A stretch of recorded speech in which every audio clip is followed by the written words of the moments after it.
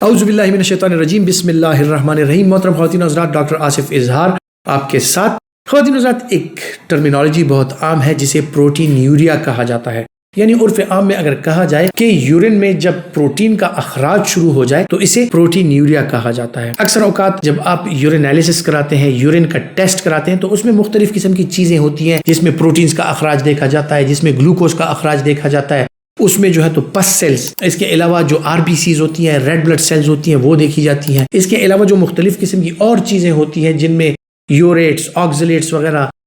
Cost sales جو ہوتے ہیں وہ دیکھی جاتی ہیں۔ لیکن آج بات کرتے ہیں پروٹین یوریا کے حوالے سے کہ جب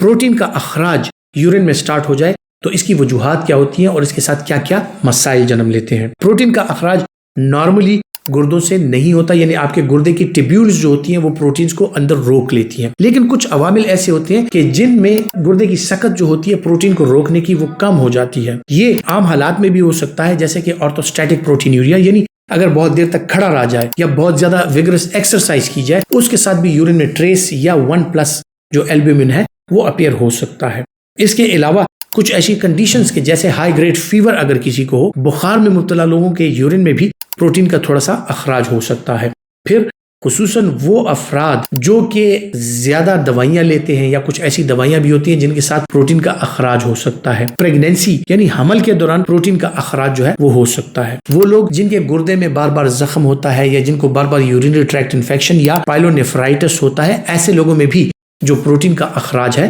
وہ ہو سکتا ہے۔ اب جن چیزوں کا میں نے ذکر کیا یہ ایسی چیزیں کہ یہ ریورسیبل ہے، ان کے ساتھ جو پروٹین کا اخراج ہوتا ہے اگر آپ ان چیزوں کا تدارک کر لیں تو پروٹین کا اخراج جو ہے وہ بند ہو جاتا ہے اور آپ کے یورین میں البومن جو ہے اس کا اخراج نہیں ہوتا۔ پھر جناب آتے ہیں ان چیزوں کی طرف کہ جن میں پروٹین کا اخراج وقت کے ساتھ ساتھ بڑھتا بھی ہے، وہ زیادہ ہوتا ہے، اور اس پہ آپ کو فکر مند ہونے کی بھی ضرورت ہے اور ڈاکٹر کے ساتھ مشورہ کرنے کی بھی ضرورت ہوتی ہے۔ وہ ہے جناب کہ اگر پروٹین کا اخراج ہو رہا ہو اور اس کے ساتھ بلڈ پریشر بہت زیادہ بڑھتا ہو، یہ نیفریٹک سنڈروم کی علامات ہو سکتی ہیں۔ یا پروٹین کے اخراج کے ساتھ بلڈ پریشر بڑھ جائے، اس کے ساتھ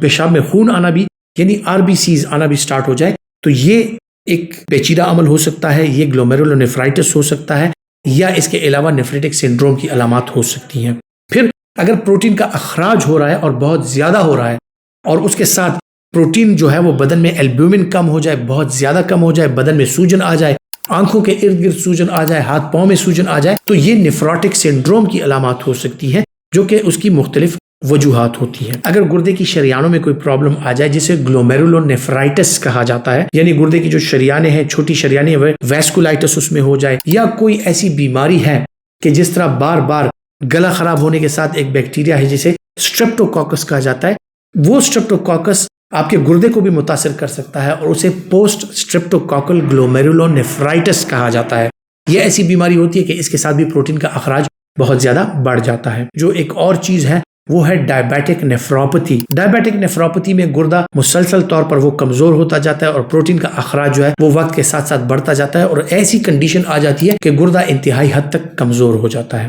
اور اس سے پروٹین کا اخراج ہوتا ہے۔ ایکیوٹ رینل فیلئر یعنی جو ٹیبیولز ہوتی ہیں ان کو آکسیجن کی سپلائی بند ہو جاتی ہے، بلڈ پریشر لو ہو جائے یا شاک میں بندہ چلا جائے یا سیپٹیسیمیا کی وجہ سے، یا اکثر اوقات خواتین میں زچگی کے عمل کے دوران بلڈ پریشر بہت زیادہ لو ہو جاتا ہے، وہ شاک میں چلی جاتی ہیں اور اس کے بعد جو ہے تو ایکیوٹ کڈنی انجری یعنی ایکیوٹ رینل فیلئر ہو جاتا ہے، اس میں بھی پروٹین کا اخراج ہو سکتا ہے۔ پھر مختلف قسم کی اور ایسی بیماریاں ہیں جن میں FSGS فوکل سیگمنٹل گلومیرولوسکلیروسس یا SLE جو سسٹمک لوپس ایریتھمیٹوسس ہے، اس کی وجہ سے آپ کے گردے سے پروٹین کا اخراج ہو سکتا ہے۔ تو یہ ایسی بیماریاں ہیں کہ جو پیچیدہ بیماریاں ہوتی ہیں اور جن کا علاج جو ہے وہ ضروری ہوتا ہے، اور اس دوران میں گردے کی بایوپسی یعنی گردے سے چھوٹا سا ٹکڑا گوشت کا لے کر اور اس کے ٹیسٹ بھی کیے جا سکتے ہیں۔ تو یہ ایسی کچھ چیزیں ہیں کہ پروٹین یوریا کے حوالے سے یورین میں اگر پروٹین کا اخراج ہو رہا ہے تو اس میں جو کم نوعیت کی بیماریاں ہیں یا ٹھیک ہونے والی بیماریاں یا پھر زیادہ سیویئر نوعیت کی جو بیماریاں ہیں، اور یا پھر وہ بیماریاں جو بڑھتے بڑھتے آپ کے گردے کی فیلئر یعنی کرونک کڈنی ڈیزیز یا کرونک رینل فیلئر کا شکار ہو سکتے ہیں مریض، ان بیماریوں کے بارے میں آج میں نے آپ کو بتا دیا۔ ان سے بچاؤ کے بارے میں اور ان کے علاج کے بارے میں انشاءاللہ کسی اور ویڈیو میں آپ سے ضرور ذکر کروں گا۔ اپنا بہت سا خیال رکھیے گا۔ اللہ حافظ۔